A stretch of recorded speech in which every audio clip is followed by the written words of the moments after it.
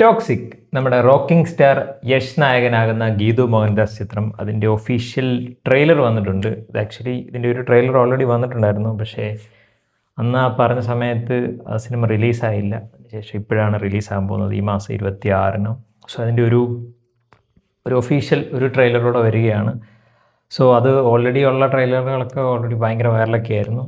But ആദ്യമേ പറയാനുള്ളത് ഇതിൻ്റെ ഒരു എന്താണ് ഫെയറി ടെയിൽ ഫോർ ഗ്രോണപ്സ് എന്നാണ്. സോ കൊച്ചുകുട്ടികൾ ഈ ഒരു വീഡിയോ കാണുന്നുണ്ടെങ്കിൽ ഇതിൻ്റെ ഇതുവരെ വന്ന സാധനങ്ങളൊന്നും അങ്ങനെ പിള്ളേർക്ക് വേണ്ടിയിട്ടുള്ളൊരു സെറ്റപ്പ് അല്ല. അപ്പോൾ കൊച്ചുകുട്ടികൾ ഈ ഒരു ട്രെയിലർ കാണുന്നുണ്ടെങ്കിൽ അത് കാണരുത്, നിങ്ങൾക്ക് വേണ്ടിയുള്ളതല്ല.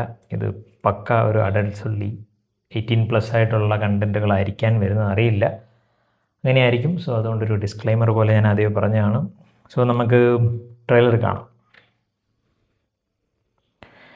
Use headphones for better experience. Kevin Productions, Monsterman Creations. Landscape ആണല്ലേ ഇത് ആക്ച്വലി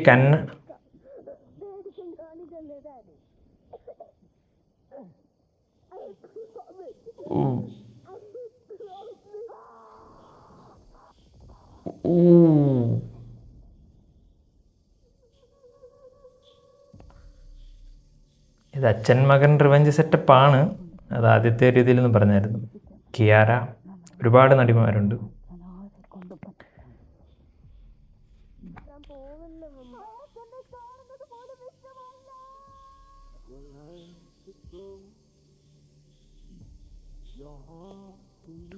പ്രൊഡക്ഷൻ ഇവർ കാശ് മുടക്കിയേക്കുന്ന ഫ്രെയിമിൽ നയൻതാര ഫ്രെയിമിൽ കാണാനുണ്ട്. അതുപോലെ ഒരു പ്രൊഡക്ഷൻ ക്വാളിറ്റി ഉണ്ട് ഇതിന്.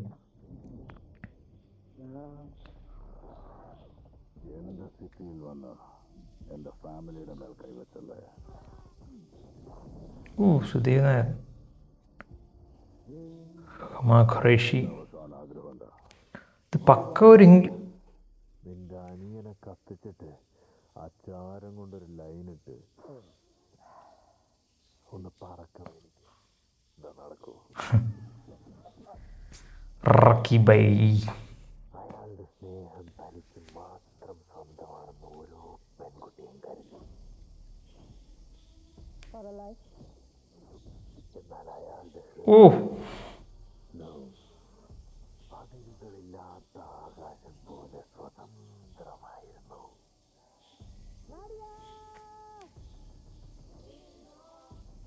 പെണ്ണിന് അലങ്കാരമാണ് അഴക്. ആ അഴകിനെ ഇങ്ങനെ ആയുധമാക്കിയ എങ്ങനെ അഴക് എത്രയും മേടിക്കും. ഇതിൻ്റെ ഡയലോഗ് എനിക്ക് ആദ്യം തൊട്ടേ ഒരു കുറച്ചൊരു Rukmini.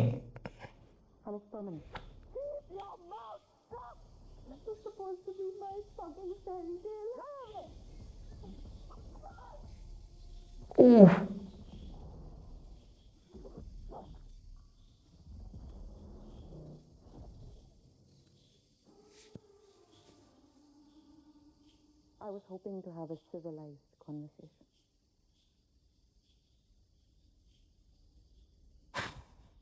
Do I look civilized to you?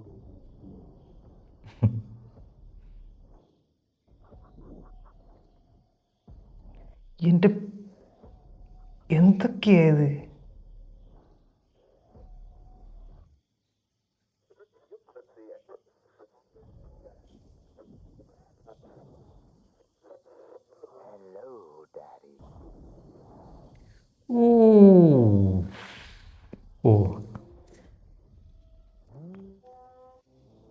അച്ഛൻ മകൻ.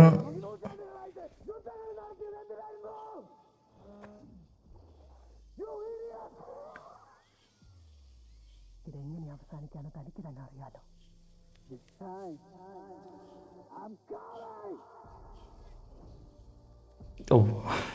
അത് ആക്ച്വലി ആ സിനിമയുടെ കാര്യം തന്നെ.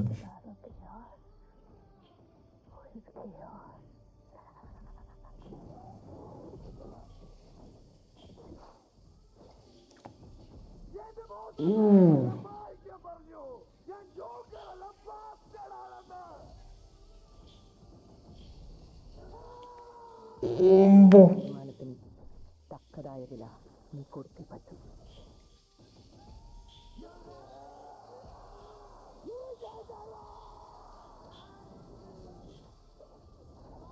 എൻ്റെ മോൻ ഇത്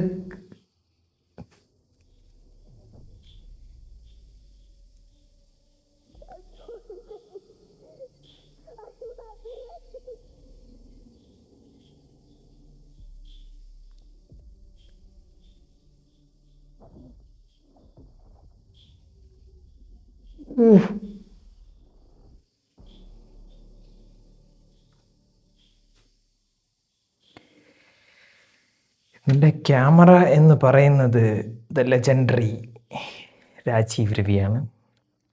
ഇതിൻ്റെ പ്രൊഡക്ഷൻ വാല്യൂ ഇവർ പൈസ മുടക്കിയേക്കുന്നത് ഈ ഓരോ ഫ്രെയിമിൽ നമുക്ക് എടുത്ത് കാണാൻ പറ്റുന്ന രീതിയിലാണ്. അത് അവർ വൃത്തിയായിട്ട് ചെയ്തിട്ടുണ്ട്. പിന്നെ ഇത് ആദ്യത്തെ ട്രെയിലർ ഇറങ്ങിയ ടീസർ ഇറങ്ങിയപ്പോഴും ട്രെയിലർ ഇറങ്ങിയപ്പോഴൊക്കെ എനിക്ക് ഫീൽ ഇതിൻ്റെ ഒരു ഡയലോഗിന് ഇപ്പോൾ ഇത് ആക്ച്വലി കന്നഡയിലും ഇംഗ്ലീഷിലുമാണ് ഈ സിനിമ സൈമൾട്ടേനിയസ്ലി ആണ് ചെയ്തിരിക്കുന്നത്. സോ അപ്പം എനിക്കൊന്ന് ഇംഗ്ലീഷിലോട്ടൊക്കെ മാറ്റുന്നതുകൊണ്ടോ അല്ലെങ്കിൽ അതുകൊണ്ട് കുറച്ച് നാടകീയത ഫീൽ ചെയ്യുന്നുണ്ടായിരുന്നു. അത് സിനിമയിൽ വരുമ്പോൾ അങ്ങനെ ഉണ്ടാവില്ല, ഒരു ട്രെയിലർ ഡബിന് വേണ്ടിയിട്ട് അങ്ങനെ ആക്കിയതായിരിക്കാം.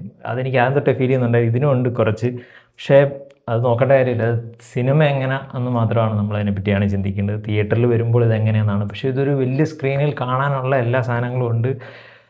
ഇതിൻ്റെ ഒരു പീരിയോഡിക് ഡ്രാമയാണ്, ഒരു ഗാങ്സ്റ്റർ വാറാണ്. 1947 ശേഷം ഒരു 65 വരെ നടക്കുന്ന കഥയാണെന്നൊക്കെ ഓൾറെഡി യശ് തന്നെ കൺഫേം ചെയ്തിട്ടുണ്ടായിരുന്നു. പിന്നെ ഇതിനകത്ത് ഒരു അച്ഛൻ മകൻ റിവഞ്ച് അങ്ങനത്തെ ഒരു വലിയൊരു കഥയാണ്.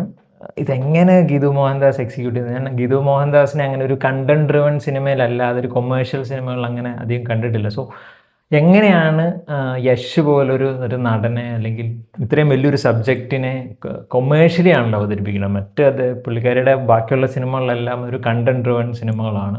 ഒരു കൊമേഴ്ഷ്യൽ ആസ്പെക്റ്റിൽ കൊമേഴ്ഷ്യൽ വാല്യൂസ് അതിനകത്ത് വളരെ കുറവാണ്. പക്ഷേ ഇതിനകത്തിലേക്ക് വരുമ്പോൾ ആ വിഷ്വൽ അതെങ്ങനെയാണ് തിയേറ്ററിൽ സിനിമയിൽ എങ്ങനെയാണിത് വരുന്നതെന്നുള്ളതിന് ഭയങ്കര എക്സൈറ്റഡ് ആണ്. ഒരു കിടിലൻ ട്രെയിലർ തന്നെയാണ്, ഒന്നും പറയാനില്ല. വിഷ്വൽ ആൻഡ് എഡിറ്റ്സ് എനിക്ക് തോന്നുന്നു നമ്മുടെ KGF 2-ൻ്റെ ഉജ്ജ്വൽ കുൽക്കർണി പയ്യനാണെന്ന് തോന്നുന്നു ഇതും ചെയ്തിരിക്കുന്നത്. അണ്ണം പിന്നെ പ്രശാന്ത് നീൽ യൂണിവേഴ്സിൽ നിന്ന് വരുന്നുണ്ട്, വേറെ ഒന്നും പറയാനില്ല. ആൻഡ് ബാക്ക്ഗ്രൗണ്ട് സ്കോർ നമ്മുടെ രവി ബസുറണ്ണനാണ്. സോ അതെങ്ങനെയാണ് അദ്ദേഹവും ഇതൊക്കെ ഒരു കംപ്ലീറ്റ് സിനിമയിൽ വരുമ്പോൾ ഇതൊക്കെ ഈ കാര്യങ്ങളെല്ലാം എങ്ങനെ ഒരുമിച്ച് വരുന്നു. അതുപോലെ എൻ്റെ നടിമാർ നയൻതാര, കിയാര ആയിക്കോട്ടെ, ഹുമ ആയിക്കോട്ടെ, അങ്ങനെ ഒരുപാട്, രുക്മിണി വസന്ത്, അങ്ങനെ ഒരുപാട് നായകന്മാരുണ്ട്. സോ അത് അങ്ങനത്തെ ഒരു ആസ്പെക്റ്റും ഉണ്ട്. സോ സ്ട്രിക്ട്ലി ആദ്യമേ ഞാൻ പറഞ്ഞ പോലെ തന്നെ ഇതിനകത്ത് അങ്ങനെ കണ്ടൻറ്റ് അങ്ങനെ ഒരു പരിധിക്കപ്പോൾ തൊട്ട് എക്സ്പോസ്ഡ് കാണിച്ചിട്ടില്ല. പക്ഷേ ഇതൊരു അഡൻസ് ഓൺലി അങ്ങനെ 18+ വരുന്ന ഒരു കണ്ടൻറ്റാണ്. സോ കൊച്ചുകുട്ടികൾക്ക് വേണ്ടിയിട്ടുള്ളതല്ല, അത് അവർ ആദ്യം തൊട്ടേ പറയുന്നുണ്ട്. സോ അത് ഭയങ്കര വയലൻ്റ് ആയിരിക്കും, അങ്ങനത്തെ കാര്യങ്ങളൊക്കെയാണ്. സോ അതൊന്ന് മൈൻഡിൽ വെക്കുക. കിടിലൻ തന്നെയാണ്. ഇതെന്തുകൊണ്ടാണ് ഇത്രയും ഇതിൻ്റെ പ്രൊഡക്ഷൻ, VFX അങ്ങനത്തെ കാര്യങ്ങൾക്ക് വേണ്ടിയിട്ടാകാം ഇത് ഒരുപാട് താമസിച്ചത് എനിക്ക് തോന്നുന്നു. ഒരുപാട് റൂമറുകളൊക്കെ ഉണ്ട്, പക്ഷേ ആ റൂമറുകളായിട്ട് തന്നെ തുടരട്ടെ. ഗീതു മോഹൻദാസിൻ്റെ സിനിമയിൽ എങ്ങനെയാണ് യശിനെ പ്രസൻറ്റ് ചെയ്യുന്നത്, എങ്ങനെയാണ് പുള്ളിക്കാരി ഇതൊരു കൊമേഴ്ഷ്യൽ സിനിമ നമ്മളെ കൊണ്ടുവരുന്നത്. ട്രെയിലർ വെച്ച് ഭയങ്കര കൺവിൻസ്ഡ് ആണ്, കിഡിലനായിട്ട് എടുത്തു വെച്ചിട്ടുണ്ട്. പിന്നെ ഇതിൻ്റെ കഥ, ബാക്കി കാര്യങ്ങളൊക്കെ നമുക്ക് തിയേറ്ററിൽ തന്നെ കാണാം. ഒരു കിഡിലൻ സിനിമ തന്നെ വരട്ടെ. ഓണം ടൈം, പ്രോപ്പർ ഓണം റിലീസായിട്ട് തന്നെ വരികയാണ്. ബാക്കിയുള്ള മലയാള സിനിമകളൊക്കെ കുറച്ച് നേരത്തെ വരും, ഇതാണ് പ്രോപ്പർ ഒരു ഓണം ടൈമിൽ തന്നെ വരുന്നത്. അതിലൊരു കിഡിലൻ സിനിമ യശ് എന്ന് പറയുന്നതാണ്. അണ്ണൻ സിനിമയിൽ നിന്ന് കുറച്ച് നാളത്തേക്ക് ബ്രേക്ക് എടുക്കുക എന്നൊക്കെ പറയുന്നത്, രാമായണമൊക്കെ കഴിഞ്ഞിട്ട്. എന്താണെന്നറിയില്ല, ഇതുപോലെ അറിയില്ല, ഇത് ഭയങ്കരമായിട്ടൊരു യൂണിവേഴ്സൽ അപ്പീൽ കൊടുക്കാൻ അങ്ങനെയൊക്കെയാണ് അവർ പ്ലാൻ ചെയ്തിരിക്കുന്നത്. ഇംഗ്ലീഷിലൊക്കെ ചെയ്യാമെന്ന് പറയുമ്പോഴത്തേക്ക് അറിയില്ല. കിടിലനൊരു സിനിമയായിട്ട് അദ്ദേഹം വരട്ടെ, ഇതൊരു കിടിലൻ സിനിമയാകട്ടെ. സോ നിങ്ങൾ ഈ ഒരു ട്രെയിലർ കണ്ടിട്ടുണ്ടെങ്കിൽ എൻ്റെ അഭിപ്രായം പറയാം.